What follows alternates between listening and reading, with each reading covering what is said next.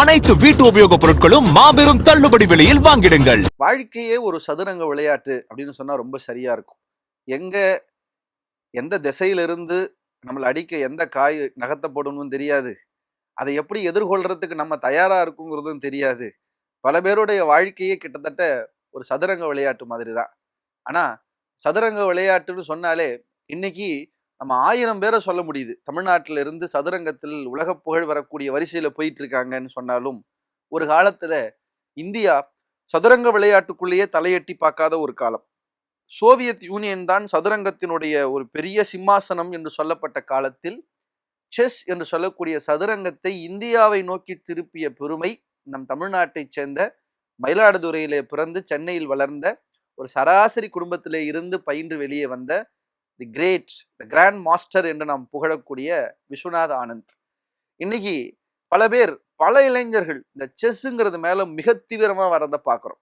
நம்ம ஸ்கூல்ல, காலேஜஸ்ல, ஏன் பெரிய பெரிய அகாடமி எல்லாம் சதுரங்கத்துக்குன்னே ஒரு பெரிய பயிற்சி கொடுத்து பல கோடிகள் வாங்கி அதுக்கு பயிற்சி கொடுக்கறதெல்லாம் நம்ம இன்னைக்கு பார்க்குறோம்.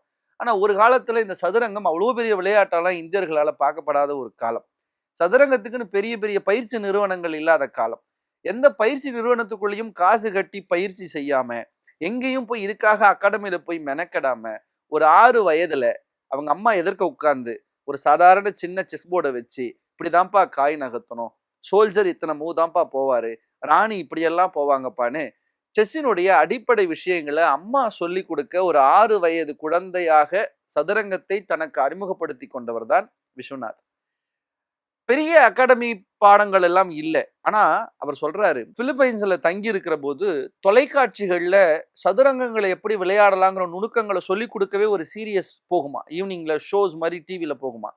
அவர் பிலிப்பைன்ஸ்ல இருந்து தங்கி அதை பார்த்து சதுரங்கத்தை கத்துக்கணுங்கிறதுக்காகவே அந்த தொலைக்காட்சி மூலமாகவே இந்த நகர்வுகள் எல்லாம் அவர் கத்துக்கிட்டேன் அப்படின்னு சொன்னார். ஆனந்தனுடைய பெரிய வெற்றி என்னன்னா மின்னல் வேக அசைவுன்னு சொல்லுவாங்க. அதாவது பெரிய பெரிய ஜாம்பவான்கள்லாம் அவர் இருந்த காலத்துல சோவியத், அந்த ரஷ்யா தான் மிக பிரபலமா இருந்தது செஸ்ல. அவங்கெல்லாம் ஆச்சரியப்பட்ட விஷயம் என்னன்னா, விஸ்வநாத ஆனந்தனுடைய வெற்றி கூட இல்லை, அந்த நகர்வு, அதுக்கு மின்னல் வேக நகர்வுன்னு இவருக்கு பேர் கொடுத்தாங்க. ஏன்னா அந்த டைமர் செட் பண்ணி இவ்வளவுக்குள்ள முடிக்கணும்னு இவங்க எதிர்பார்க்கறத விட மிக வேகமாக விஸ்வநாத ஆனந்த் காய் நகர்த்துவாராம்.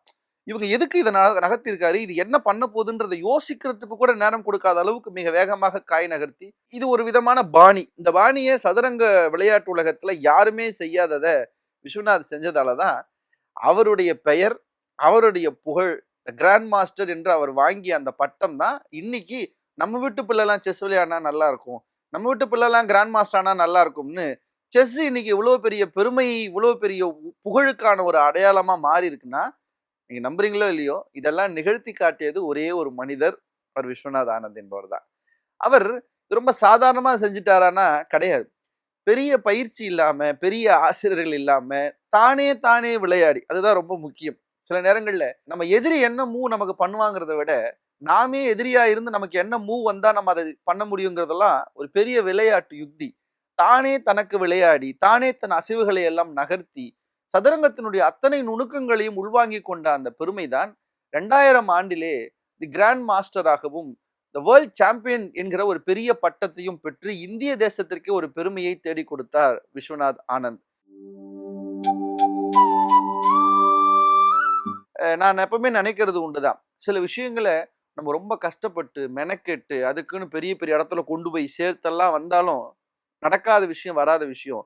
ரொம்ப சாதாரணமாக தாந்தோணியாக சுய முயற்சியில் வரக்கூடியவர்கள் எல்லாம் இப்படி சடார்னு ஏன் வெற்றி அடைகிறாங்கன்னா, எப்பவும் ஒரு விஷயத்த விரும்பி செய்யும் போதும், எப்போதும் ஒரு விஷயத்த விடாமுயற்சியோடு செய்யும் போதும் நீங்க கஷ்டப்பட்டு கொடுக்கறத விட ரொம்ப எளிமையா அந்த வெற்றி கிடைக்கும். அப்படின்னா இன்னைக்கு நம்ம தமிழ்நாட்டுல குறிப்பா பல இளைஞர்கள், பிரக்ஞானந்தா மாதிரி பல இளைஞர்கள் இன்றைக்கு செஸ் என்பதை ஒரு பெரிய உலகமாக நம்ம பார்க்கிறோம்னா, இதுக்கெல்லாம் ஆணிவேராக இருந்தவரும் இதற்கெல்லாம் பிள்ளையார் சுழி போட்டவரும் தான் விஸ்வநாத ஆனந்த். நன்றி, வணக்கம்.